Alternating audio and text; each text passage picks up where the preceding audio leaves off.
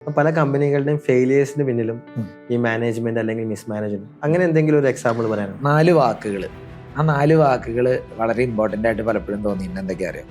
ഒന്ന് കഴിവ്, ആത്മാർത്ഥത, പിന്നെ അടുത്തൊരു കാര്യമാണ് ഈ എഫിഷ്യൻസി അല്ലെങ്കിൽ കാര്യക്ഷമത, പിന്നെ നോളജ് അഥവാ അറിവ്.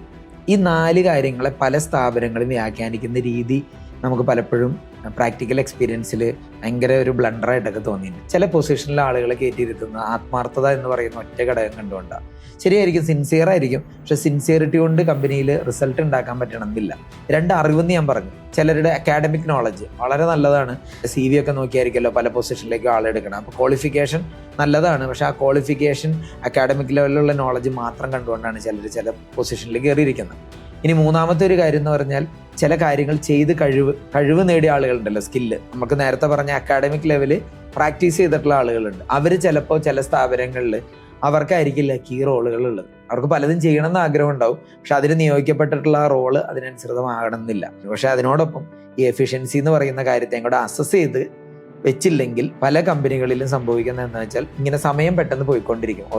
ഇപ്പോൾ ഒരു ആനുവൽ ബിസിനസ് പ്ലാൻ ഉണ്ടാക്കണം, ക്വാർട്ടർലി പ്ലാൻ, മന്ത്ലി ടാർഗറ്റ് ഒക്കെ ഉണ്ടാക്കും. പക്ഷെ എന്താണോ സംഭവിച്ചുകൊണ്ടിരുന്നത് അത് തന്നെ അങ്ങനെ നടക്കുന്ന ഒരു അവസ്ഥ വരും.